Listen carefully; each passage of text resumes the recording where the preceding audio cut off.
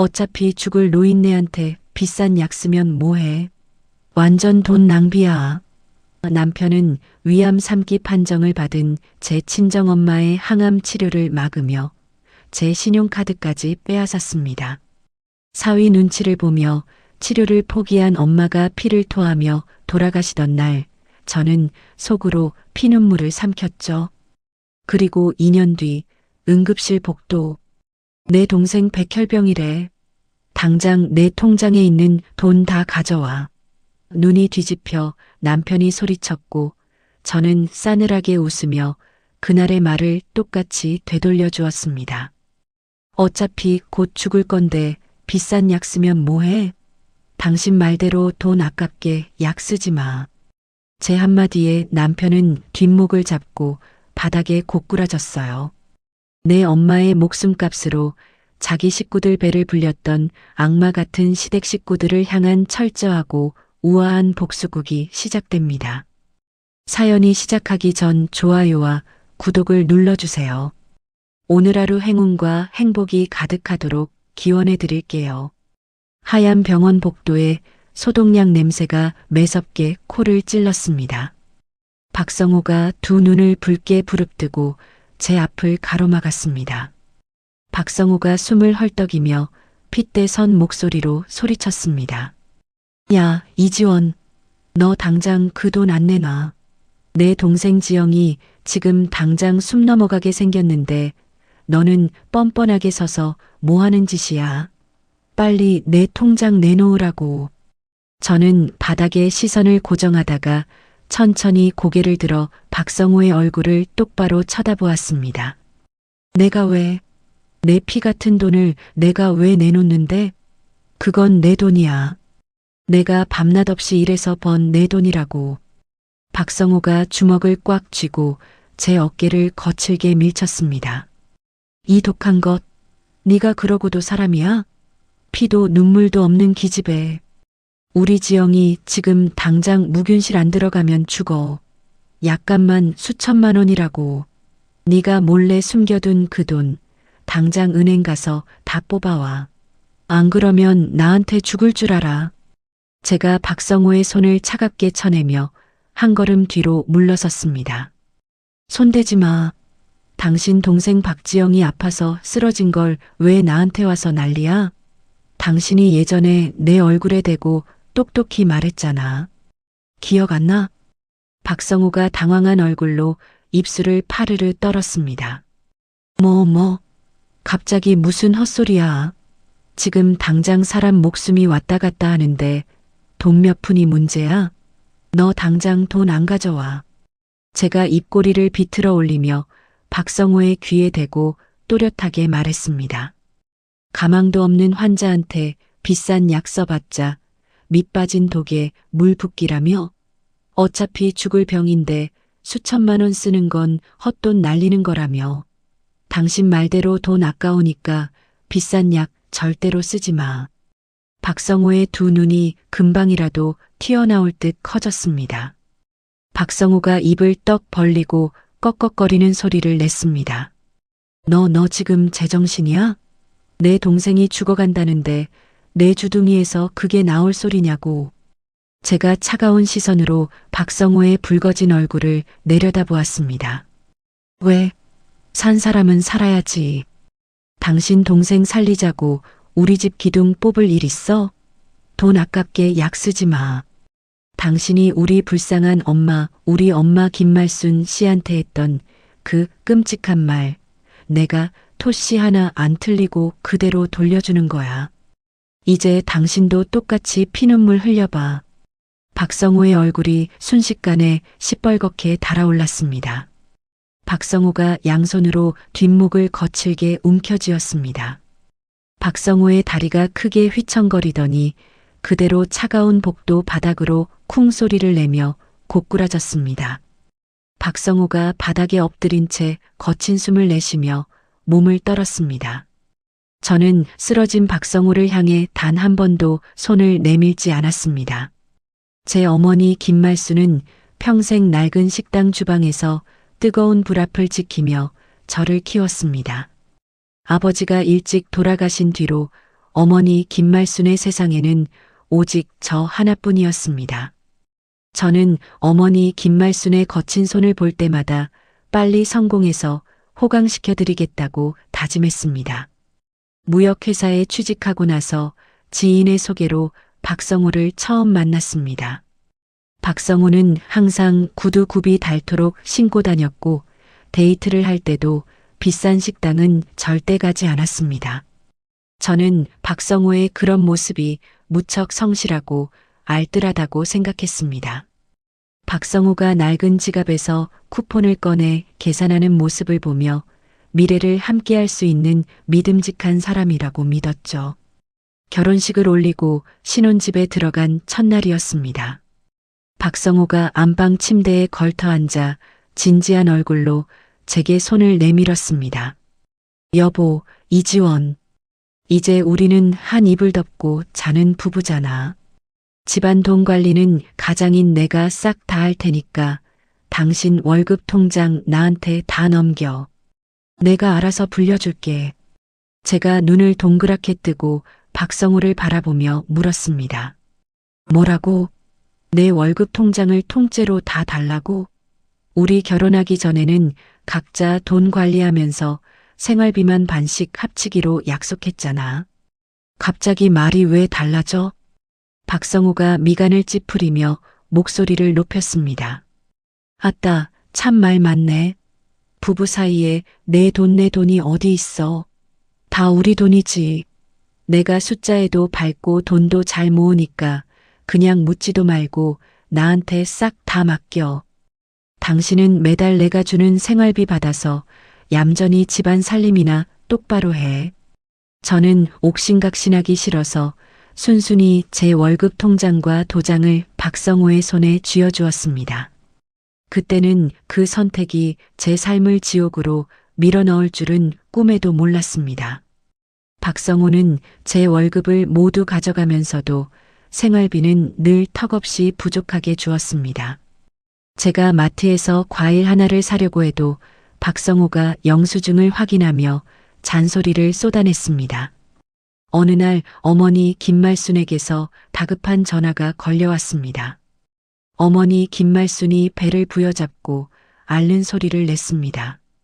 아이고 지원아, 엄마 배가 너무 아프다. 창자가 다 끊어지는 것 같아. 나 좀 살려다오.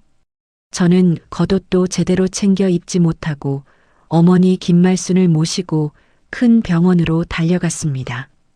의사가 무거운 얼굴로 제게 검사 결과를 내밀었습니다. 의사가 차트를 가리키며 낮은 목소리로 말했습니다. 보호자분, 마음 단단히 먹으셔야겠습니다. 어머니 위암 3기입니다. 암 덩어리가 커서 당장 입원시키고 제일 독하고 강한 약으로 당장 치료에 들어가야만 합니다. 저는 눈앞이 새하얘지고 다리에 힘이 풀려 주저앉았습니다. 어머니 김말순이 병상에 누워 초점 없는 눈으로 천장만 바라보았습니다. 저는 눈물을 닦아내며 가장 좋은 약과 치료법을 밤새워 찾았습니다. 신약으로 치료하면 부작용도 적고 희망이 있다는 이야기를 들었습니다. 저는 집으로 달려가서 거실 소파에 앉아 텔레비전을 보는 박성호 앞에 섰습니다. 제가 두 손을 모으고 떨리는 목소리로 박성호에게 말했습니다. 여보, 우리 엄마 위암 3기래. 당장 입원해서 좋은 신약으로 치료를 받아야 산대. 당신이 가지고 있는 내 통장, 내가 처녀적부터 안 먹고 안 입고 모아둔 내 돈 있잖아. 그거 우리 엄마 병원비로 당장 좀 써야겠어. 제발 통장 좀 줘. 박성호가 텔레비전 리모컨을 탁자에 신경질적으로 던졌습니다. 박성호가 자리에서 벌떡 일어나며 소리쳤습니다. 뭐야? 당신 제정신이야. 미쳤어? 그 신약 주사 한 번 맞는데 몇백만 원이나 한다며. 어차피 암 3기면 다 죽어가는 노인네인데 거기에 수천만 원을 쏟아부어. 그건 생돈 날리는 짓이야. 안 돼. 제가 박성호의 팔을 붙잡고 눈물을 뚝뚝 흘리며 매달렸습니다. 당신 입에서 어떻게 그런 끔찍한 소리가 나와? 당신 부모라도 그렇게 말할 거야? 당신 돈 달라는 것도 아니고 내가 일해서 번 내 돈으로 내 엄마 살리겠다는데 당신이 무슨 권리로 막아? 박성호가 제 손을 거칠게 뿌리치며 삿대질을 했습니다. 시끄러워. 내 돈이 어디 있어? 결혼해서 내 통장에 들어왔으면 다 우리 집안 돈이야. 다 늙은 장모님한테 밑빠진 독에 물 붓듯이 돈 버리지 마. 어차피 돌아가실 분인데 우리 같은 산 사람은 돈 아껴서 살아야 할 거 아니야. 제가 바닥에 무릎을 꿇고 박성호의 바짓가랑이를 붙잡았습니다. 여보, 내가 이렇게 무릎 꿇고 빌게. 제발 부탁이야. 우리 불쌍한 엄마 평생 나 하나 밥 먹이겠다고 뼈 빠지게 고생만 하신 분이야. 돈은 내가 앞으로 뼈가 부서지도록 일해서 채워 넣을 테니까 제발 우리 엄마 병원비만 내게 해줘. 제발 살려줘. 박성호가 차가운 얼굴로 제 생활비 카드를 지갑에서 빼앗았습니다. 웃기지 마. 너 내가 준 이 생활비 카드로 몰래 장모님 병원비 긁을 속셈이지? 꿈도 꾸지 마라. 내 돈 단돈 10원도 못 줘. 오늘부로 이 카드 당장 은행에 전화해서 싹 다 정지시킬 거니까 그렇게 알아. 저는 박성호의 잔인한 얼굴을 보며 온몸이 얼어붙는 것을 느꼈습니다. 다음 날 병실에 찾아갔을 때 어머니 김말순이 링거 바늘을 스스로 뽑고 있었습니다. 제가 놀라서 달려가 어머니 김말순의 손을 붙잡았습니다. 엄마, 지금 여기서 뭐 하는 거야? 안 돼. 이 바늘 빼면 어떡해. 당장 누워서 치료받아야지. 어머니 김말순이 창백한 얼굴로 제 손을 쓰다듬으며 힘없는 목소리로 말했습니다. 아이고, 내 새끼 지원아. 엄마는 이제 병원 치료 안 받을란다. 다 늙어 빠진 몸뚱이 살아서 얼마나 더 호강하겠다고 너희들 생돈을 쓰겠니. 엄마는 다 살았으니 괜찮다. 제가 엉엉 소리내어 울며 어머니 김말순의 가슴에 얼굴을 묻었습니다. 엄마, 제발 그런 무서운 소리 좀 하지 마. 돈 걱정은 하나도 하지 마. 내가 이 집 저 집 다니면서 빚을 져서라도 내 장기를 팔아서라도 우리 엄마 무조건 살려낼 거니까 제발 살자, 응? 어머니 김말순이 제 머리를 쓰다듬으며 조용히 눈물을 흘렸습니다. 엄마가 어제 전화기 너머로 박서방이 너한테 고함치는 소리 다 들었다. 아침에는 내 시어머니 이춘자가 전화와서는 늙으면 다 순리대로 죽는 거니까 젊은 애들 돈 뺏지 말라고 하더라. 나 살자고 내 귀한 딸 부부 매일 싸우는 꼴. 엄마는 죽어도 못 본다. 빨리 짐 싸라. 그냥 집으로 갈란다. 저는 박성호가 제 생활비를 끊고 신용카드까지 정지시켰다는 사실에 아무것도 할 수 없었습니다. 돈이 없어서 제 어머니 김말순을 살리지 못한다는 무력감에 숨이 막혀왔습니다. 일반 병실에서 진통제 하나에 의지한 채 고통에 몸부림치는 어머니 김말순을 지켜봐야만 했습니다. 어머니 김말순이 밤새 피를 토하며 신음할 때도 박성호는 집 거실에서 코를 골며 잠을 잤습니다. 어머니 김말순의 호흡이 하루가 다르게 옅어졌습니다. 저는 매일 밤 좁은 보조 침대에 웅크려 앉아 어머니 김말순의 마른 손을 쥐고 밤을 새웠습니다. 박성호는 병실에 코빼기도 비치지 않았습니다. 어머니 김말순이 핏기가 하나도 없는 입술을 달싹이며 제 손을 꽉 쥐었습니다. 지원아, 애미가 미안하다. 제가 왈칵 쏟아지는 눈물을 소매로 닦아내며 어머니 김말순의 가슴에 얼굴을 묻었습니다. 엄마, 제발 그런 소리 하지 마. 내가 꼭 살려낼 거야. 어머니 김말순이 힘없는 손으로 제 머리카락을 느릿느릿 쓰다듬었습니다. 다 부질없다. 박서방이랑 싸우지 말고 넌 내 살 길 찾아야지. 제가 고개를 강하게 가로저으며 어머니 김말순의 어깨를 끌어안았습니다. 엄마 없이 나 혼자 어떻게 살아? 나보고 어쩌라고 자꾸 포기하는 소리를 해. 어머니 김말순의 눈꼬리를 타고 탁한 눈물이 주르륵 흘러내렸습니다. 애미가 돈이 없어서 우리 딸 고생만 시켰어. 나 죽거든 박서방한테 굽히지 말고 당당하게 살아라. 제가 어머니 김말순의 두 뺨을 감싸 쥐고 큰 소리로 오열했습니다. 엄마 눈 감지 마. 나 혼자 두고 가면 절대 안 돼. 어머니 김말순이 마지막 힘을 쥐어짜듯 제 손등을 토닥였습니다. 울지 마라 내 딸. 밥 잘 챙겨 먹고. 그 말을 끝으로 어머니 김말순의 고개가 옆으로 힘없이 툭 떨어졌습니다. 기계에서 길고 날카로운 경고음이 병실 안을 가득 채웠습니다. 제가 어머니 김말순의 어깨를 미친 듯이 흔들며 비명을 질렀습니다. 엄마, 눈 좀 떠봐. 의사 선생님 빨리 와주세요. 의사와 간호사들이 병실로 뛰어들어와 어머니 김말순의 가슴을 압박했습니다. 저는 병실 구석에 주저앉아 두 손을 모으고 제발 살려달라고 빌고 또 빌었죠. 하지만 의사가 이내 손을 멈추고 제게 고개를 숙였습니다. 운명하셨습니다. 저는 바닥을 주먹으로 내리치며 목이 터져라 어머니 김말순을 불렀습니다. 어머니 김말순은 투병 6개월 만에 제대로 된 약 한 번 써보지 못하고 고통 속에서 눈을 감았습니다. 장례식장 지하에는 무거운 향냄새가 가득 배어 있었습니다. 저는 상복을 입고 어머니 김말순의 영정사진 앞에서 넋을 잃고 앉아 있었습니다. 박성우가 검은 양복을 입고 완장을 찬 채 상주 자리에 섰습니다. 박성우는 조문객이 올 때마다 과장된 표정으로 눈물을 훔치며 훌쩍거렸습니다. 조문객이 돌아가자마자 박성우가 제 곁으로 다가와 툭툭 쳤습니다. 이지원, 손님들 식사 제대로 나가는지 주방에 가서 확인해. 밥값 많이 나오니까 반찬 너무 많이 담지 말라고 하고. 제가 텅 빈 눈으로 박성우를 올려다보며 이를 꽉 깨물었습니다. 우리 엄마 가는 길이야. 밥값 아깝다는 소리가 지금 입에서 나와?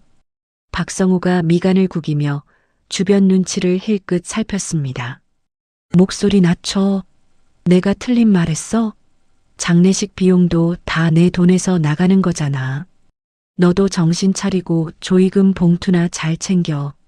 박성우가 제 말을 무시하고 구석에 있는 조의금 함으로 다가갔습니다.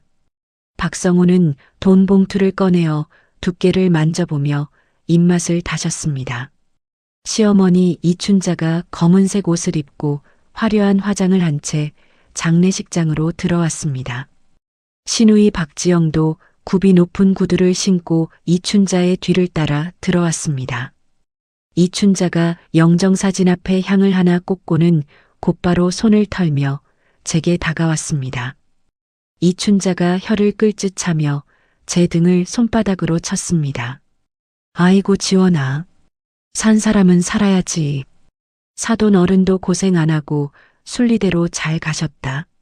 제가 주먹을 꽉 쥐고 바닥만 노려보며 아무 대답도 하지 않았습니다. 박지영이 피곤하다는 듯 기지개를 켜며 의자에 털썩 주저앉았습니다. 아우 피곤해. 오빠 나 밥 좀 줘. 여기 육개장 맛 없다던데 배달시켜 먹으면 안 돼? 박성우가 박지영의 어깨를 주물러주며 다정하게 말했습니다. 지영아 피곤하지. 밤새지 말고 너는 엄마 모시고 일찍 집에 가서 쉬어. 오빠가 알아서 할게. 이춘자가 탁자 위에 놓인 수육을 젓가락으로 뒤적이며 투덜거렸습니다. 고기에서 냄새가 나네. 지원아 너 상주라고 가만히 앉아있지 말고 손님상 신경 좀 써라. 우리 성우가 돈 다 내는데 욕먹으면 쓰냐? 제가 자리에서 벌떡 일어나 이춘자와 박지영을 똑바로 쳐다보았습니다. 어머님, 저희 엄마 장례식장입니다. 조용히 예의를 지켜주세요.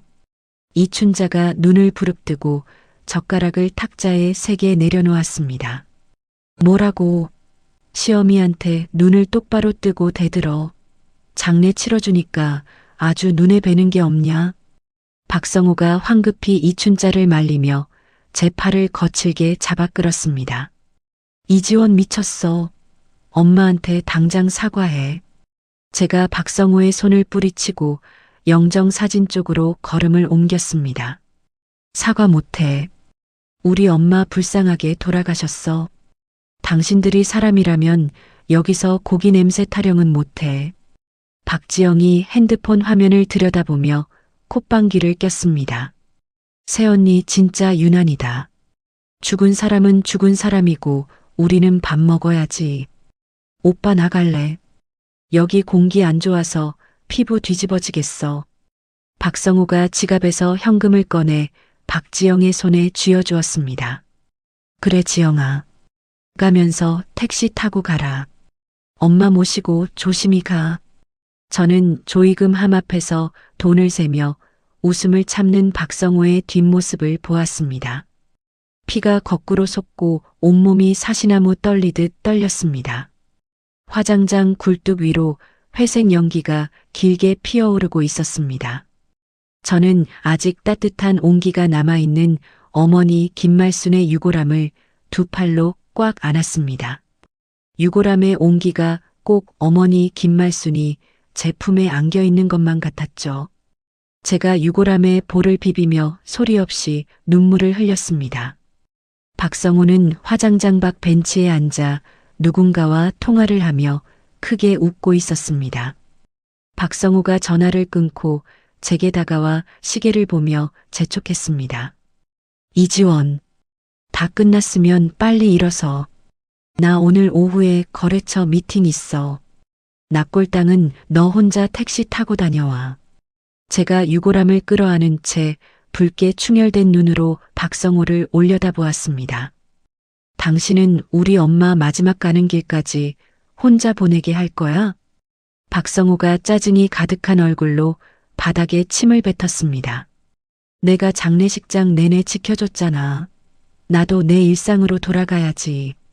죽은 사람 붙잡고 언제까지 청승 떨 거야. 제가 천천히 자리에서 일어나 박성호의 얼굴을 뚫어지게 응시했습니다. 그래. 당신 일 보러 가. 내가 알아서 모실게. 박성호가 뒤도 돌아보지 않고 주차장 쪽으로 성큼성큼 걸어갔습니다. 저는 멀어지는 박성호의 뒷모습을 보며 입술을 깨물어 피를 냈습니다. 어머니 김말순의 유골함을 안고 납골당으로 향하는 택시 안에서 저는 더 이상 울지 않았습니다. 눈물이 모두 말라버린 자리에는 시커먼 도끼가 차올랐습니다. 납골당 차가운 유리문 뒤에 어머니 김말순을 안치하며 저는 마음속으로 맹세했습니다.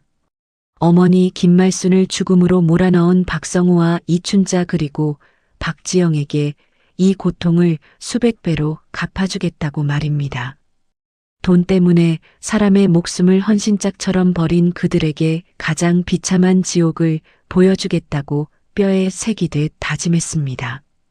어머니 김말순의 장례를 치르고 집으로 돌아온 지 3일이 지났습니다. 저는 거실 바닥에 웅크려 앉아 불도 켜지 않은 채 허공만 바라보았습니다. 눈물조차 나오지 않을 만큼 몸과 마음이 텅 비어버린 것 같았죠. 박성호가 안방문을 벌컥 열고 나오더니 거실 스위치를 탁 소리나게 눌렀습니다. 갑자기 환해진 불빛에 제가 눈을 찡그리며 고개를 돌렸습니다. 박성호가 바닥에 널브러진 제 옷가지를 발로 툭툭 차며 짜증을 냈습니다.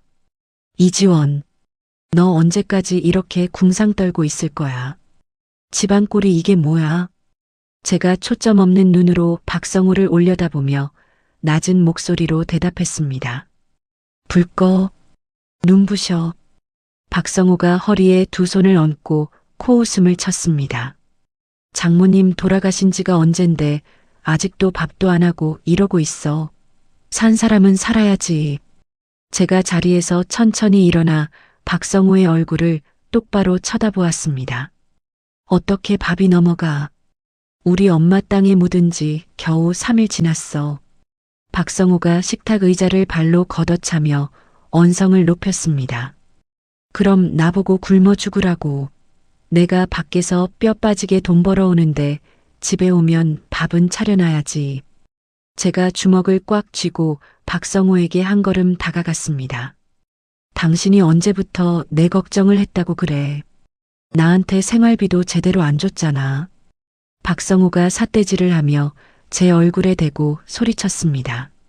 장례식 비용 다 내가 냈어. 내 돈으로 장모님 상 치러줬으면 이제 고마운 줄 알고 정신 차려. 박성호가 겉옷을 거칠게 챙겨 입고 현관문을 쾅 닫으며 집을 나갔습니다. 저는 굳게 닫힌 현관문을 보며 헛웃음을 흘렸습니다. 사람의 목숨보다 돈을 더 아까워하는 박성호의 밑바닥을 다시 한번 확인했습니다. 오후가 되자 저는 무거운 몸을 이끌고 자리에서 일어났습니다. 청소기를 돌리고 밀린 설거지를 하며 집안을 치우기 시작했습니다. 박성호가 평소에 자물쇠를 채워두는 서재 책상 앞을 지나갈 때였습니다. 평소에는 굳게 잠겨있던 책상 맨 아래 서랍이 살짝 열려 있었습니다. 박성호가 아침에 급하게 나가느라 서랍을 제대로 잠그지 않은 모양이었습니다. 저는 걸레를 쥔 손을 멈추고 그 서랍 앞을 가만히 내려다보았습니다. 조심스럽게 손을 뻗어 열린 서랍을 끝까지 당겨보았습니다. 서랍 안에는 두꺼운 갈색 서류 봉투 여러 개가 가지런히 놓여 있었죠. 저는 첫 번째 봉투를 열어 파란색 통장 3개를 꺼냈습니다. 모두 박성호의 이름으로 된 통장이었습니다. 제가 첫 번째 통장을 펼쳐 최근 거래 내역을 꼼꼼히 살폈습니다. 통장 안에는 매달 큰 돈이 일정한 날짜에 빠져나간 기록이 빼곡했습니다. 제 시선이 작년 8월의 거래 내역에 멈춘 순간 숨이 턱 막혔습니다. 그 시기는 제가 어머니 김말순의 암 판정을 받고 병원비로 제 돈을 쓰게 해달라고 박성호에게 눈물로 매달리던 때였습니다. 통장에는 박지영의 이름과 함께 3천만 원이라는 큰 금액이 이체되어 있었습니다. 이체 내역 옆에는 친절하게 빚상환이라는 메모까지 적혀 있었습니다. 제가 떨리는 손으로 통장을 꽉 쥐고 번갈아 가며 날짜와 금액을 확인했습니다. 내 돈으로 박지영이 사업하다 날린 빚을 갚아줬어. 입술을 너무 세게 깨물어 비릿한 피맛이 입안에 퍼졌습니다.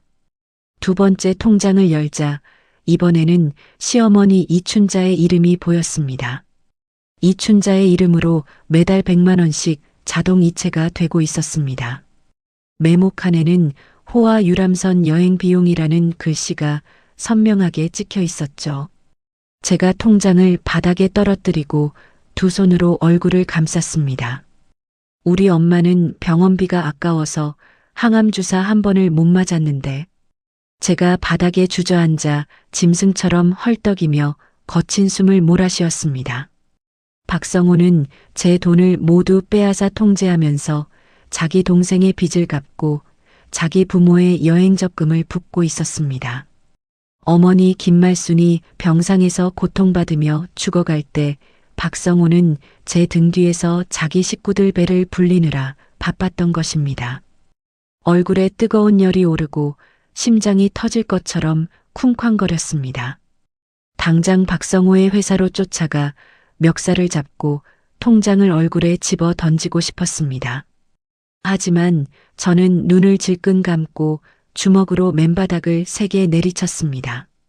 지금 화를 내고 따져봐야 박성호는 뻔뻔하게 발뺌하며 남은 재산마저 숨겨버릴 것이 뻔했습니다.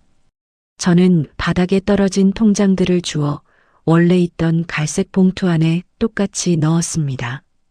그리고 컴퓨터를 켜서 사람들이 많이 모이는 법률 상담 게시판에 접속했습니다.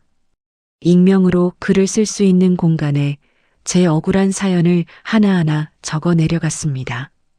제가 키보드를 두드리며 화면에 글을 남겼습니다.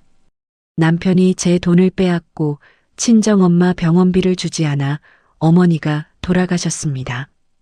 그런데 시가 식구들에게는 몰래 큰 돈을 썼습니다. 당장 이혼하고 내 돈을 전부 되찾고 싶습니다. 글을 올리고 1시간이 채 지나지 않아 쪽지 하나가 도착했습니다. 쪽지에는 전화번호와 함께 김 변호사라는 이름이 적혀 있었습니다. 저는 망설임 없이 핸드폰을 들어 그 번호로 전화를 걸었습니다. 수화기 너머로 차분하고 낮은 목소리가 들렸습니다. 김 변호사입니다. 이지원 씨 맞으십니까? 제가 마른 침을 꿀꺽 삼키고 떨리는 목소리로 입을 열었습니다. 네. 제가 게시판에 글을 올렸습니다. 당장 남편을 고소하고 돈을 찾고 싶어요. 김 변호사가 작게 한숨을 쉬며 대답했습니다. 이지원 씨, 지금 감정적으로 남편에게 이혼을 요구하면 박성호는 남은 돈까지 전부 현금으로 빼돌릴 겁니다. 제가 핸드폰을 꽉 쥐고 다급하게 물었습니다. 그럼 제가 이 억울한 일을 당하고 가만히 있어야 하나요? 김 변호사가 단호한 목소리로 끊어서 말했습니다. 싸울 준비를 하라는 겁니다. 오늘 본 통장 내역과 이체 기록을 전부 사진으로 찍어두세요. 제가 서랍을 다시 열며 김 변호사의 말에 귀를 기울였습니다. 김 변호사가 덧붙여 설명했습니다. 박성호가 이지원 씨를 완전히 얕보도록 내버려 두세요. 남편 앞에서는 멍청하고 말 잘 듣는 아내처럼 행동해야 합니다. 제가 붉어진 눈시울을 닦아내며 이를 악물었습니다. 남편이 안심할 때까지 기다리라는 말씀이군요. 김 변호사가 차분하게 동의했습니다. 맞습니다.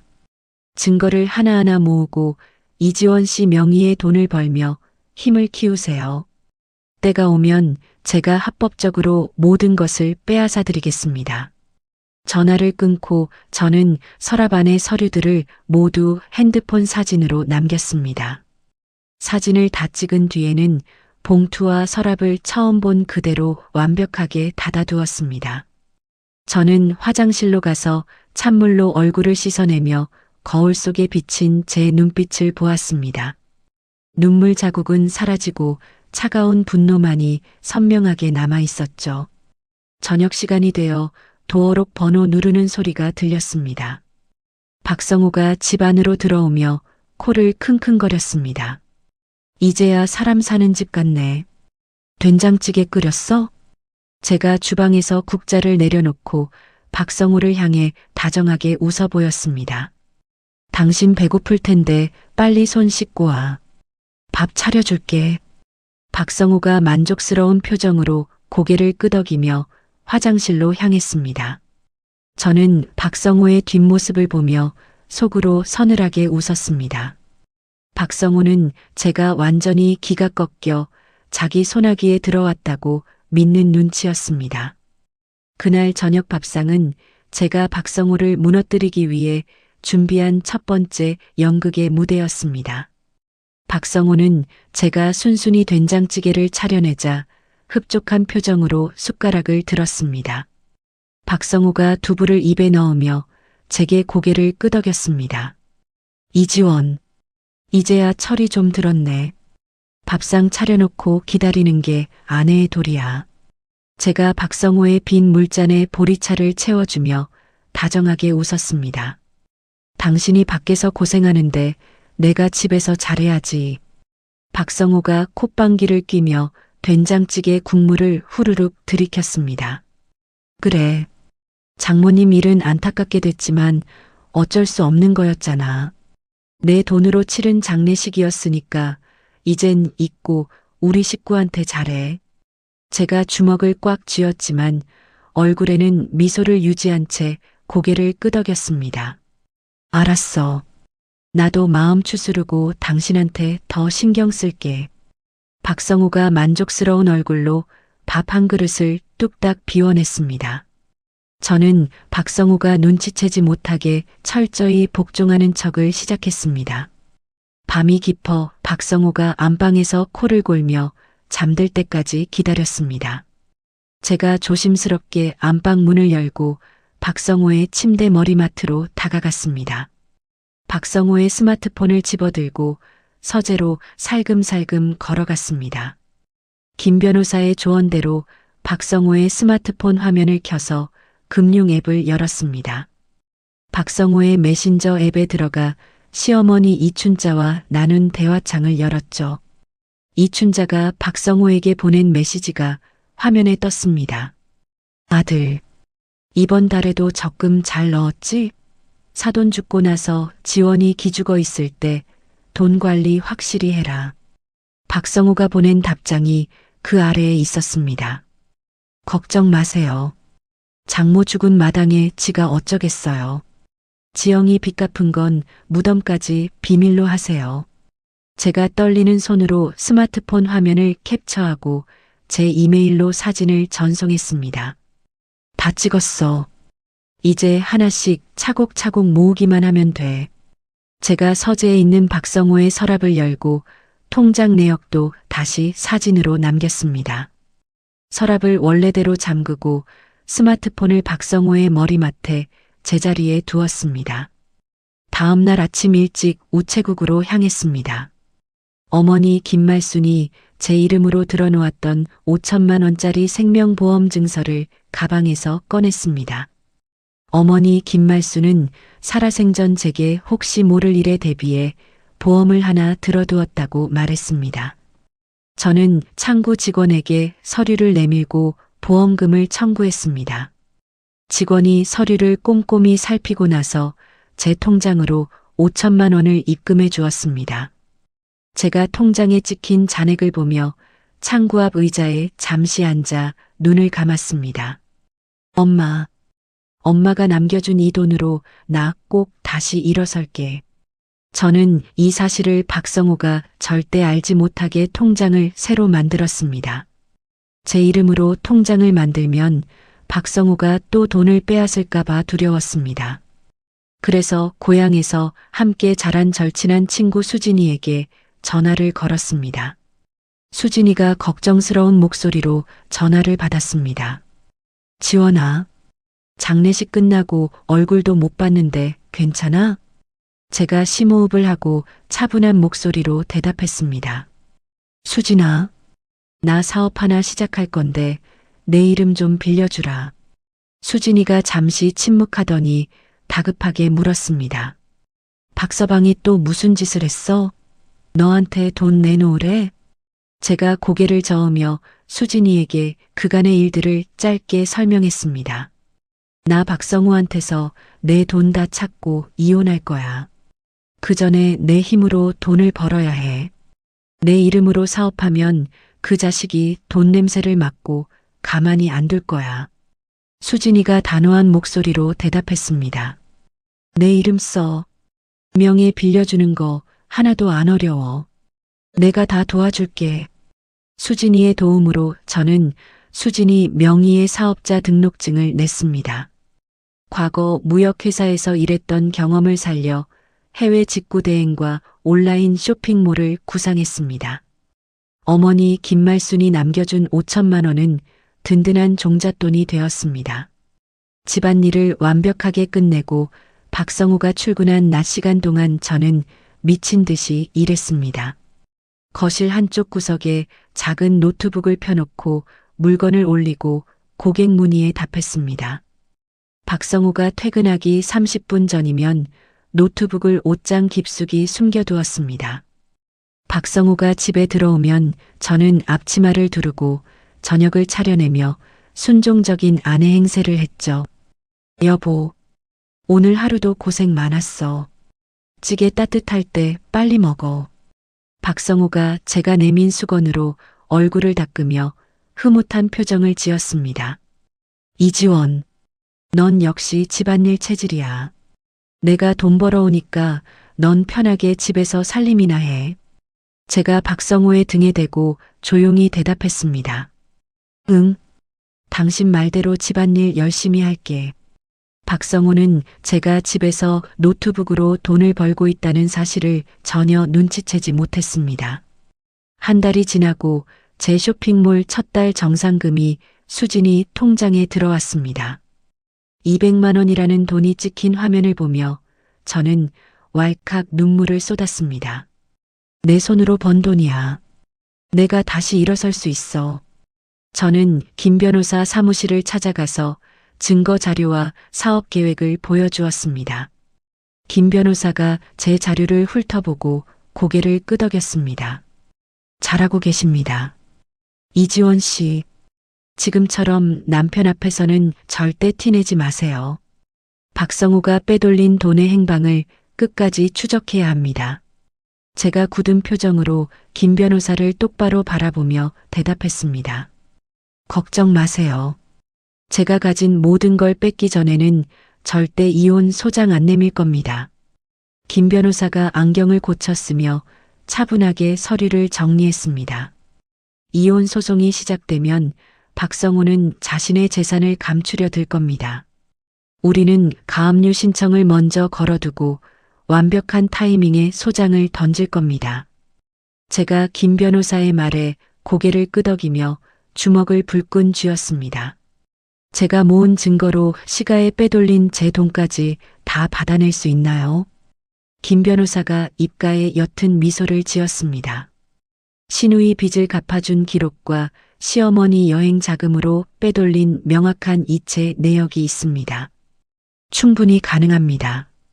사무실을 나오며 저는 박성호가 지어준 지옥 같은 현실에서 처음으로 숨통이 트이는 것을 느꼈습니다. 저는 무너지지 않고 철저하게 박성호를 속이며 홀로 설 준비를 마쳤습니다. 매일 밤 박성호가 잠든 뒤에 저는 사업 계획서를 수정하고 거래처와 이메일을 주고받았습니다. 낮에는 고객들의 컴플레인 전화에 친절하게 응대하며 매출을 올렸습니다. 제가 파는 물건들이 입소문을 타면서 주문량이 점점 늘어나기 시작했습니다. 저는 이 지옥 같은 집구석을 벗어나기 위한 완벽한 동아줄을 단단하게 쥐었습니다. 2년의 시간이 쏜살같이 흘렀습니다. 수진이 명의로 시작했던 저의 온라인 유통사업은 눈부신 성과를 거두었습니다. 해외에서 직접 소싱한 생활용품들이 주부들 사이에서 입소문을 타면서 주문량이 폭주했습니다. 매일 아침 눈을 뜨면 밤새 쌓인 주문 건수를 확인하는 것이 저의 가장 큰 기쁨이었죠. 첫 달 200만 원이었던 정산금은 어느새 억대 매출로 불어나 제 비밀 통장을 두둑하게 채웠습니다. 저는 노트북 화면에 찍힌 잔고를 보며 두 손으로 입을 틀어막고 소리 없는 환호를 질렀습니다. 어머니 김말순을 잃은 슬픔과 박성호에 대한 분노로 캄캄했던 제 삶에 비로소 한 줄기 빛이 스며드는 기분이었습니다. 하지만 저는 박성호 앞에서는 여전히 세상 물정 모르는 가련한 전업주부 행세를 이어갔습니다. 박성호가 매달 생활비 명목으로 던져주는 쥐꼬리만 한 돈 30만 원을 받을 때면 저는 세상에서 가장 고마운 척 연기했습니다. 여보, 이번 달도 고생 많았어. 이 돈으로 시장 가서 당신 좋아하는 반찬 해놓을게.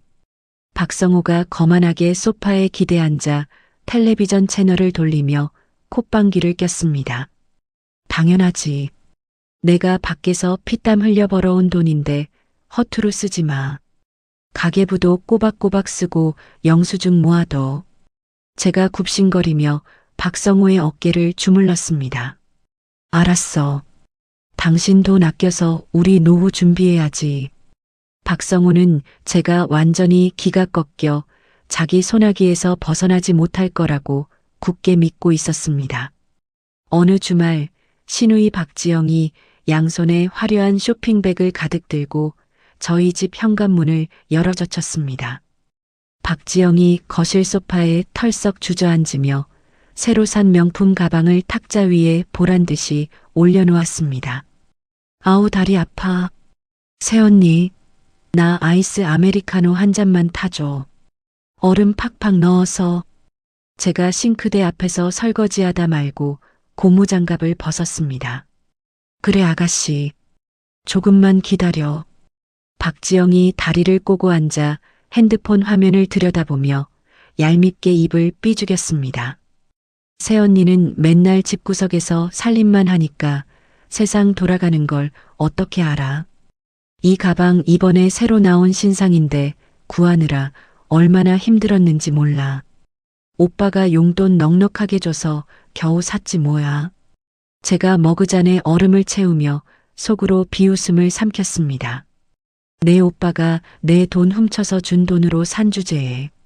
제가 쟁반에 커피를 받쳐 들고 다가가자 이번에는 시어머니 이춘자가 안방에서 걸어 나왔습니다.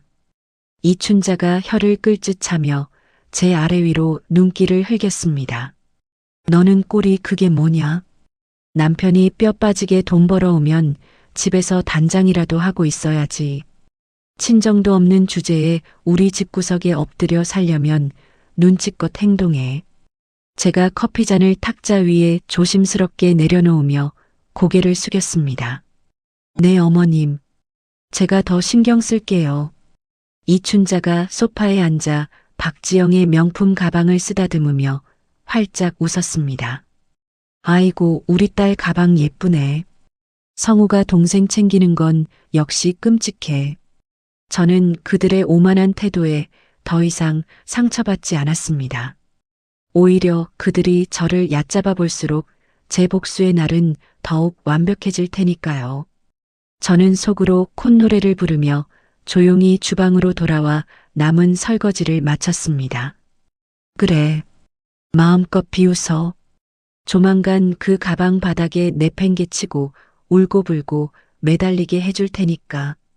며칠 뒤 저는 김 변호사의 사무실을 다시 찾았습니다. 김 변호사가 책상 위에 두꺼운 서류 봉투 하나를 올려놓았습니다. 이지원 씨, 부탁하신 이혼 소장과 재산분할 청구 목록 초안입니다. 박성호 씨가 빼돌린 자금에 대한 증빙 자료도 완벽하게 첨부했습니다. 제가 서류를 받아들고 첫 장부터 꼼꼼히 읽어 내려갔습니다. 김 변호사가 안경을 밀어 올리며 차분한 목소리로 설명을 덧붙였습니다. 지금 당장 법원에 제출해도 승소할 확률이 매우 높습니다. 박성호 씨 명의의 아파트와 예금 채권에 대한 가압류 신청도 준비를 마쳤습니다. 제가 서류를 테이블 위에 내려놓으며 김 변호사를 향해 단호하게 고개를 끄덕였습니다. 감사합니다. 이제 완벽한 타이밍만 잡으면 되겠네요. 사무실을 나선 저는 부동산으로 향했습니다. 사업 규모가 커지면서 집에서 물건을 관리하는데 한계를 느끼던 참이었습니다. 저는 수진이의 도움을 받아 제 몫의 정상금으로 작지만 깔끔한 오피스텔 하나를 계약했습니다. 이곳은 제 새로운 사무실이자 이혼 후 제가 살아갈 안식처가 될 곳이었습니다. 오피스텔 창밖으로 내다보이는 탁 트인 풍경을 보며 저는 크게 심호흡을 했습니다. 이제 정말 끝이 보여. 조금만 더 참으면 돼. 그 길로 저는 어머니 김말순이 잠들어 계신 납골당으로 향했습니다. 어머니 김말순의 환하게 웃는 영정사진 앞에 새하얀 국화꽃 다발을 조심스럽게 내려놓았습니다. 제가 유리문에 이마를 맞대고 조용히 속삭였습니다. 엄마, 나 이제 다 준비됐어. 엄마 목까지 악착같이 살아남았어. 조만간 그 인간들 바닥까지 끌어내리고 시원하게 복수할게.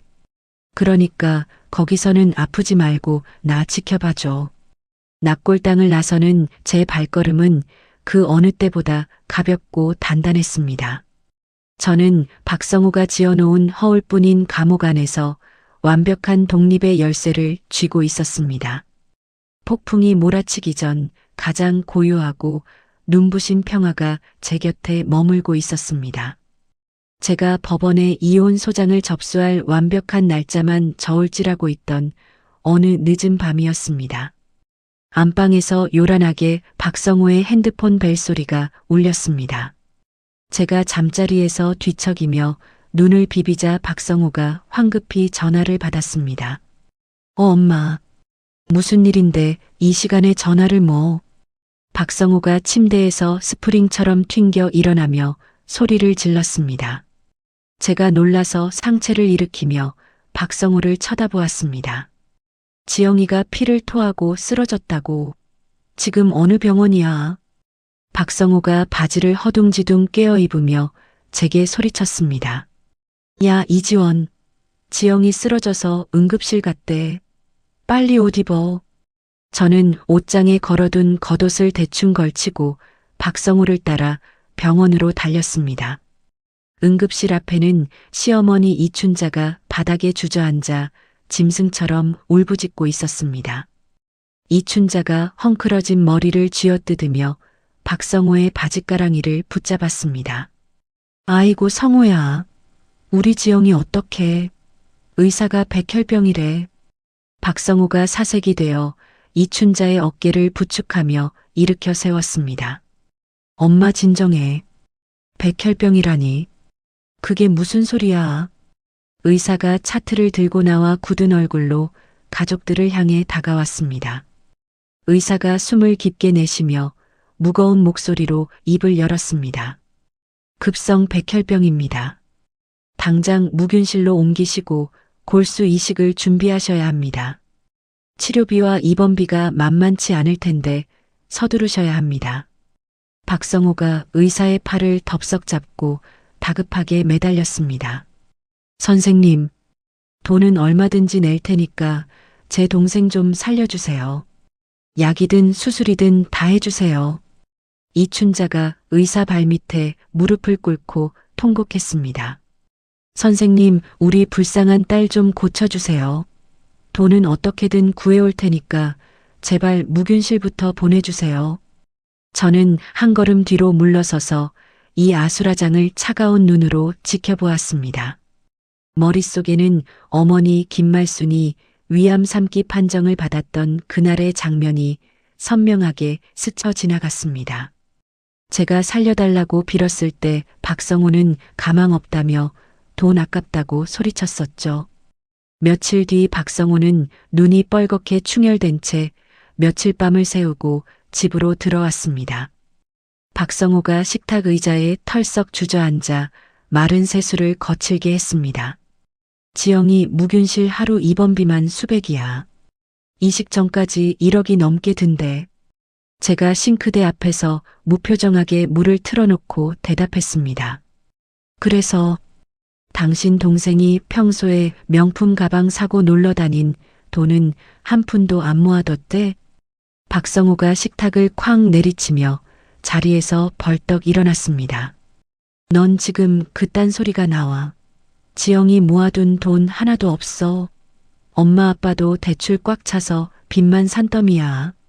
박성호가 머리를 쥐어뜯으며 거실을 이리저리 서성거렸습니다. 내 신용대출도 막혔어. 당장 현금 융통할 데가 없다고. 박성호가 갑자기 걸음을 멈추고 저를 뚫어지게 쳐다보았습니다.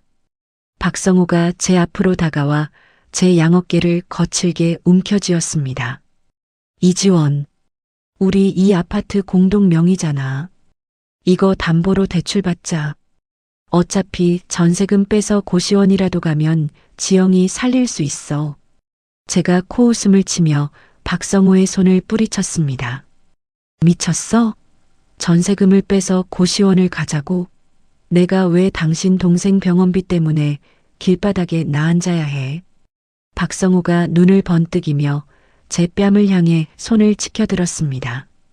너 지금 장난해. 내 동생이 죽어가는데 넌 피도 눈물도 없냐? 돈 몇 푼이 사람 목숨보다 중요해. 제가 치켜든 박성호의 팔을 쳐내며 똑바로 쏘아보았습니다. 그건 당신이 나한테 했던 짓이잖아. 내 엄마 죽어갈 때 당신이 돈 낭비라고 안 된댔지. 박성호가 씩씩거리며 삿대질을 했습니다. 장모님은 어차피 다 늙어서 가망 없는 삼기였고 지영이는 아직 창창한 30대야. 다르게 봐야지. 제가 이를 꽉 깨물고 박성호의 가슴을 세게 밀쳤습니다. 내 눈엔 똑같아. 내 전세금 절대 못 빼. 당신이 알아서 구해. 박성호가 주머니에서 구겨진 서류 한 장을 꺼내 제 얼굴에 집어 던졌습니다. 너 내가 모를 줄 알아. 장모 죽고 나서 내 이름으로 사망보험금 5천만 원 받은 거 다 조사했어. 그 돈 당장 내놔. 제가 바닥에 떨어진 보험금 내역서를 내려다보며 헛웃음을 쳤습니다. 당신이 내 뒤를 캤어? 그건 우리 엄마 목숨값이야. 절대 못 줘. 박성호가 거실 탁자를 발로 차서 엎어버리며 악을 썼습니다. 그 돈 어차피 쓰지도 않고 처박아뒀잖아. 당장 통장 내놔. 안 그러면 나 너 가만 안 둬. 박성호가 제 목을 조르듯이 달려들며 미친 사람처럼 소리를 질렀습니다. 저는 뒷걸음질을 치며 엎어진 탁자를 방패 삼아 박성호를 쏘아보았습니다. 숨막히는 위기가 제 목을 조르고 있었지만 저는 더 이상 피하지 않았습니다. 박성호의 눈은 완전히 뒤집혀 있었습니다. 제가 떨리는 손을 꽉 쥐고 박성호의 서슬퍼런 시선을 똑바로 맞받아쳤습니다. 당신 지금 내 몸에 털끝 하나라도 건드리면 경찰 부를 거야. 내 돈 절대 못 줘. 박성호가 탁자를 발로 다시 한번 걷어차며 악을 썼습니다. 이지원, 너 진짜 미쳤어? 우리 지영이 무균실 못 들어가면 죽는다고. 이기적인 년아. 제가 콧방귀를 뀌며 박성호에게 한 걸음 다가갔습니다. 이기적인 년? 당신이 내 엄마 가망 없다고 약값 안 주던 그날 난 이미 피도 눈물도 다 말랐어. 박성호가 거친 숨을 몰아쉬며 현관문 쪽으로 몸을 휙 돌렸습니다. 그래. 네가 그딴 식으로 나오면 나도 다 방법이 있어. 두고 봐. 박성호가 쾅 소리가 나게 문을 닫고 나갔습니다. 저는 바닥에 주저앉아 크게 심호흡을 하며 식은땀을 닦아냈습니다. 드디어 올 것이 왔다는 생각에 가슴이 서늘하게 뛰기 시작했죠. 다음 날 아침 일찍 병원 복도에서 박성호와 마주쳤습니다. 이춘자가 휠체어에 앉아 있고 그 옆에서 박성호가 전화를 붙들고 실랑이를 벌이고 있었습니다. 이춘자가 저를 보자마자 바닥에 철퍼덕 주저앉아 제 바짓가랑이를 붙잡았습니다. 아이고 지원아, 네가 사람이라면 우리 지영이 살려내라. 전세금 당장 빼와. 장모 죽고 받은 그 돈도 다 가져와. 제가 굳은 표정으로 이춘자의 손을 차갑게 떼어냈습니다. 어머님, 남의 돈 내놓으라고 떼쓰지 마세요. 박성호가 핸드폰을 주머니에 쑤셔넣고 제 앞을 가로막았습니다. 이지원, 너 당장 통장 내놔. 내 동생 죽어가는 거 안 보여. 제가 바닥에 시선을 고정하다가 천천히 고개를 들어 박성호의 얼굴을 쳐다보았습니다. 그 돈을 왜 내가 내놓아? 내 돈이야. 박성호가 주먹을 꽉 쥐고 제 어깨를 거칠게 밀쳤습니다. 너 피도 눈물도 없어. 지영이 당장 무균실 들어가야 하고 약값만 수천만 원이야. 내 통장에 있는 그 돈 당장 가져와. 제가 박성호의 손을 쳐내며 한 걸음 뒤로 물러섰습니다. 가망 없는데 비싼 약 쓰면 뭐해. 당신 말대로 돈 아깝게 약 쓰지 마. 주변을 지나가던 사람들이 걸음을 멈추고 웅성거리며 저희를 쳐다보았습니다. 박성호의 두 눈이 금방이라도 튀어나올 듯 커졌습니다. 박성호가 입을 떡 벌리고 꺽꺽거리는 소리를 냈습니다. 너 지금 그걸 말이라고. 제가 차가운 시선으로 박성호의 붉어진 얼굴을 내려다보았습니다. 산 사람은 살아야지. 당신 동생한테 돈 아깝게 약 쓰지 마. 박성호의 얼굴이 순식간에 시뻘겋게 달아올랐습니다. 박성호가 양손으로 뒷목을 거칠게 움켜쥐었습니다.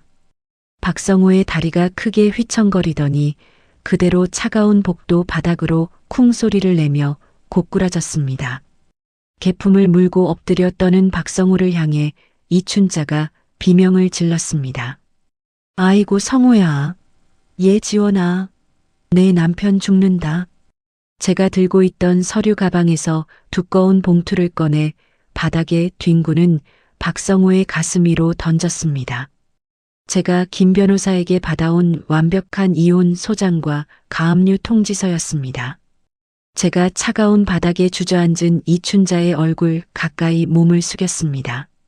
이거 보세요, 어머님. 당신 아들이 내 엄마 목숨값으로 빼돌린 돈명세서예요.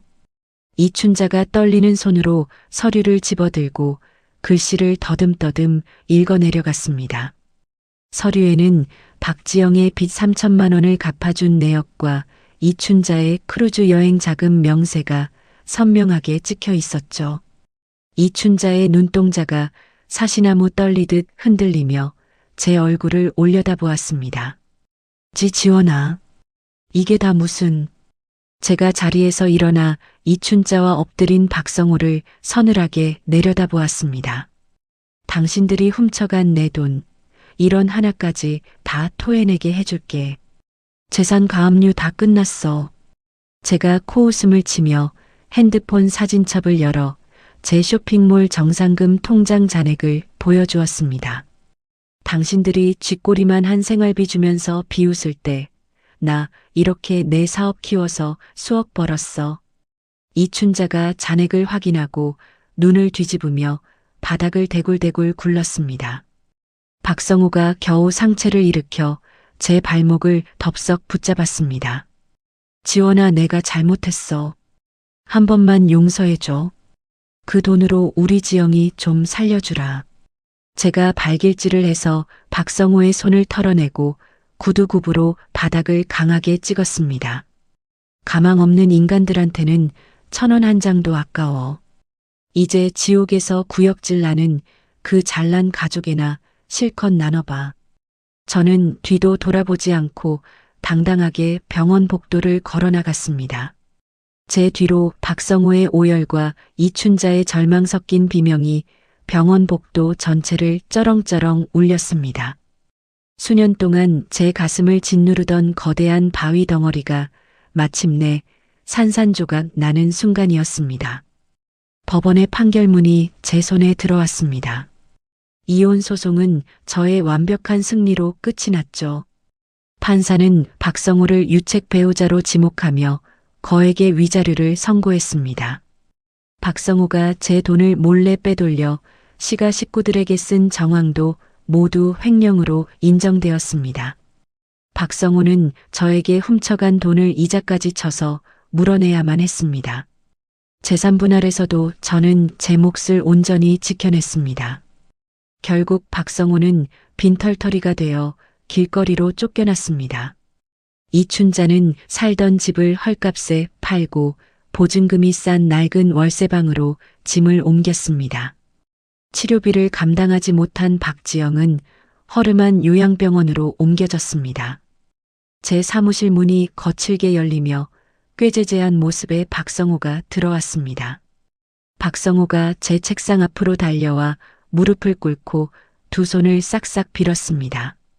지원아, 내가 진짜 잘못했어. 나 지금 당장 밥 먹을 돈도 없어. 제가 서류를 보던 눈을 들어 박성호를 차갑게 내려다보았습니다. 여기 함부로 들어오면 안 돼. 당장 나가. 박성호가 제 구두 끝에 이마를 비비며 눈물을 뚝뚝 흘렸습니다. 우리 엄마 월세 낼 돈이 없어서 길바닥에 나앉게 생겼어. 지영이는 진통제 맞을 돈도 없어서 매일 아프다고 소리질러. 제발 1,000만 원만 빌려주라. 제가 의자를 뒤로 밀고 일어나 박성호의 손을 발로 쳐냈습니다. 가망 없는 인간들한테 비싼 약 쓰지 말라며.